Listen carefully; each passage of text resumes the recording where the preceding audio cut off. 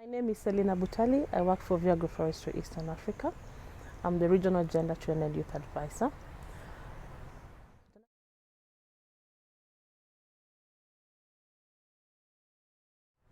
International Women's Day to me means an opportunity for us to reflect and take stock of how far we've come as a global community, as a nation, as a region, on how far we've come in terms of gender equality, and also gives an opportunity to make deliberate commitments towards social and structural changes that needs to be made to make gender equality a reality.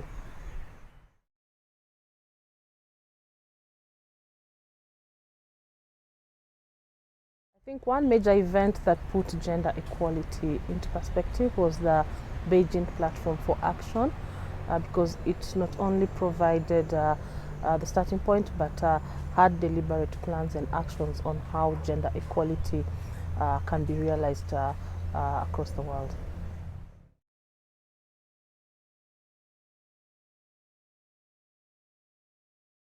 His work in the East Africa region is centered around 4 countries at the moment, that is in Kenya, Tanzania, Rwanda and Uganda. And these communities are patriarchal in nature, which means men have dominance over women. With this in mind, practicing agroforestry firstly requires you to be able to have land to be able to practice agroforestry. But with the patriarchy that is quite visible in this community, it means women are not able to either access land as a productive resource or utilize it to the extent that they would like to. And with that in mind, then our programming recognizes these structural challenges that affect women's access to resources that could enable them participate in agroforestry. With that, we have different tools and methodologies that we have adopted over the years to be able to provide an opportunity to women to also participate not only in agroforestry practices, but also participate in decision making at all levels, that is from household to organizational level. One of the tools that we use to advance our work within the smallholder farmer families is the household roadmap that enables families to sit together and plan for their resources within the homestead. And this has enabled many farming communities to be able to maximally utilize their farm and produce to the maximum that their land can provide, because they are efficiently utilizing their resources. But with that also, it provides them with an opportunity to deliberate as a family where they would like to be over the next few years, months, and work around it, looking at the milestones that they want to achieve, as well as the challenges that come along the way and what they need to do and put together as a family to make their vision a reality. Another deliberate plan for us, which we have worked well with, is also increasing women's participation in leadership and management, that is within the partner organizations and also within the leadership organs of these organizations, such as the boards. So this, in essence, enables women to be part of the larger decision making. Their interests and concerns are at the core of the organization's plans and projects moving forward. There's also been a deliberate plan which is currently on pilot, where we call it FRAS Plus, but it is about fair resource allocation by sex. And with that, then the project resources, a portion of it is actually allocated towards advancing women's work. And with this, then it means we recognize the challenges that women face and their inability to be able to fully participate. And with this approach of FRAS Plus, then it means as we provide the resources, we also are considerate of those circumstances that limit women's participation, and FRAS Plus is able to fully accommodate that. Through also our work, we've been able to advance women's work around the agroforestry through the value chains that are centered around the different products, farm produce that is produced by our farming communities. That is, either it's banana value chain, it's the rice it's the potatoes. But with that, then it means that there is gender considerations within those value chains, that women are not only going to be the primary producers, but they can also be able to participate in other elements of the value chain through the marketing, through the processing, and as well as also being able to economically participate and not only improve their lives, those of their communities and families.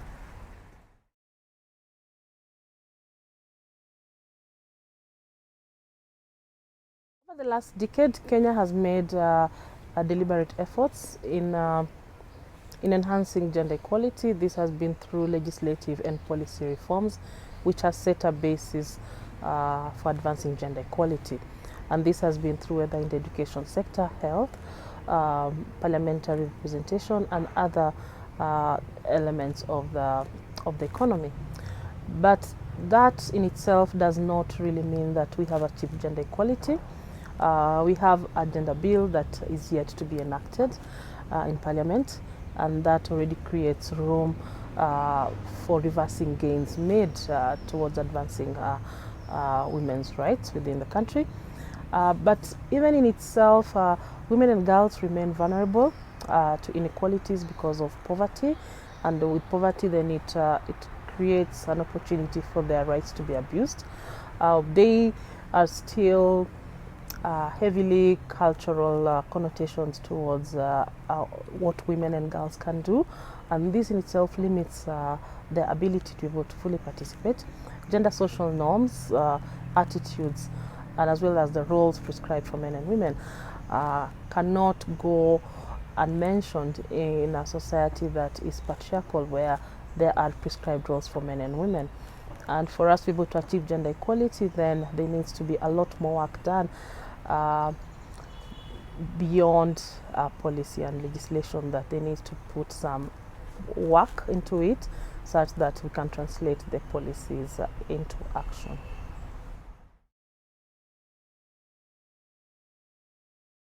Agroforestry has a lot to do with gender equality, and simply because first and foremost it requires the utilization of natural resources, that is land, and with that in itself, the resources involved with it, we cannot keep away from the gender equality conversation. Women have traditionally been the custodians of natural regeneration, whether it's been through their influence and interaction with forest products, medicinal products, food products. They've interacted with natural resources for a long time, and the fact that these resources still exist means that they have indigenous knowledge on what can be extracted and what can be left to regenerate. Involving women in this conversation is only beneficial, not only to the family, but to the community at large, to the society, because we have a lot of untapped indigenous knowledge and experience that when we don't involve the women, then we are shooting ourselves in the foot. To this end, I would say it is important to involve them, because whatever happens to natural resources, it affects them in one or another. It affects their children, it affects future generations. And it is only important that they are part of the conversation so that they can provide their expertise and meet us halfway in advancing agroforestry practices, but more so also solving the problems of climate change and poverty.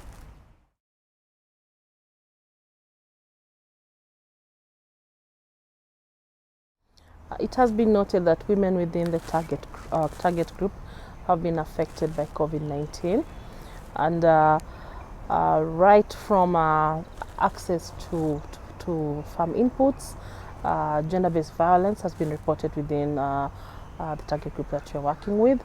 There's been also loss of economic opportunities because of the imposed lockdowns and curfews, which was not enabling for them to take their farm produce to the markets, and that also led to lots of losses for them, and livelihood opportunities were lost as a result.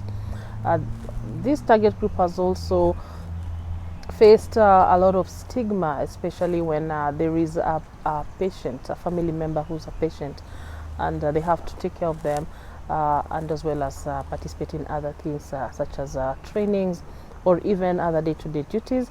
It's affected how they relate with other people in the community because of the fear of contracting COVID-19. During this time also the target group indicated a lot of unpaid care work that as a result of children staying at home, which increased the time and work that they spend within the households that many times goes unnoticed.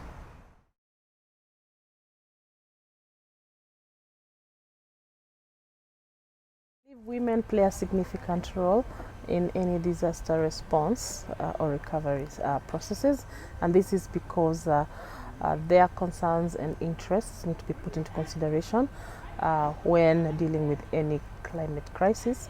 And this is because it's either they will be walking longer distances in case of a drought in search of water or food for their families, or it also means that they will be stuck somewhere because of floods and they're unable to access healthcare, food, or even other provisions for their children.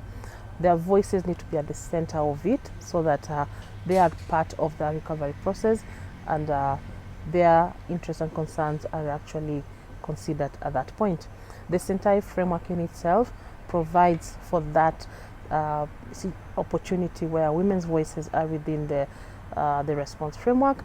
Governments and other development actors are able to come together and consider their concerns and make plans to ensure that they are listened to.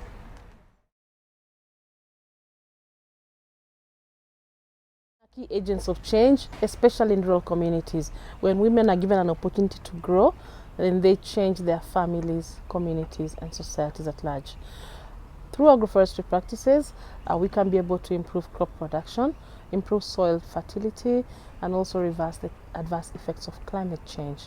The adoption of sustainable land management practices will ensure that current generations are secured of food and traditional security, while guaranteeing future generations of having the same.